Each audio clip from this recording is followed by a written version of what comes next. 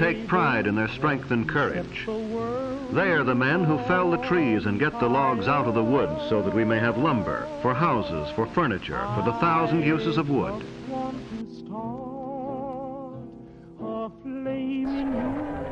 Belching smoke, the thing careened off. The entire population ran madly behind, shouting advice. Every word of it wrong. Have you ever heard about climate change? You most likely have, so long as you don't live under a rock apart from society. Good morning! But do you know exactly what it is? If not, let us explain what climate change is. Climate change refers to a series of alterations of climate that can be identified by variations of its properties. Thus, any change in climate over time could be considered a sign of climate change. Media make sure we are constantly reminded of this environmental issue. Whether it is news, social media, songs, art, it's become a daily life term for many. However, is climate change so bad as they make it seem? Is it something to be worried about? To answer this question, let's first take a look at the roots of climate change.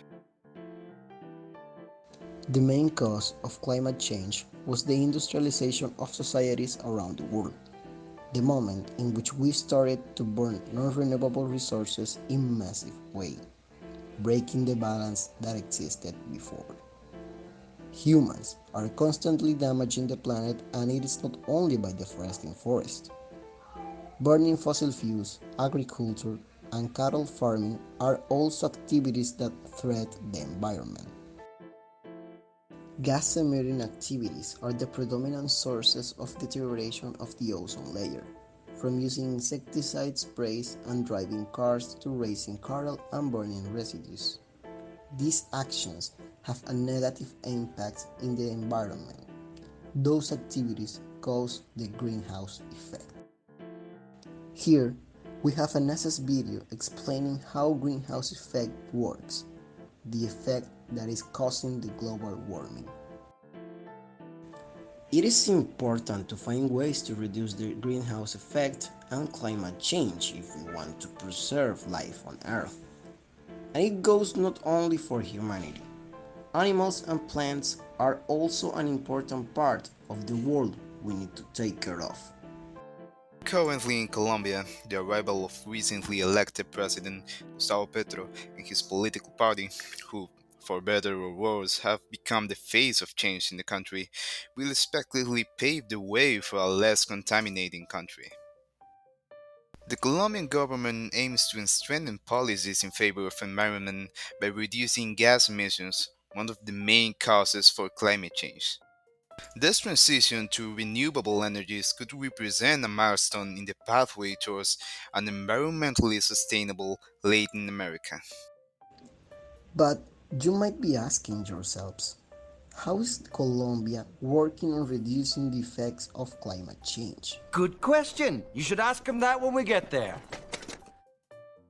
Well, one of the most ambitious projects for the transition towards the reduction of greenhouse gas emissions in recent years is the Solar Park San Fernando, a 116-acre farm of solar panels.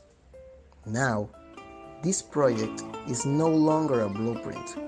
Lo que comenzó hace pocos años como un sueño, hoy es una realidad. As it got inaugurated in October 2021. Worldwide, we have the Sustainable Development Goals, an ONU program in which goal number 13 is focused on climate actions. As it says, take urgent action to combat climate change and its impacts. That's the focus. 193 countries all over the world signed those goals.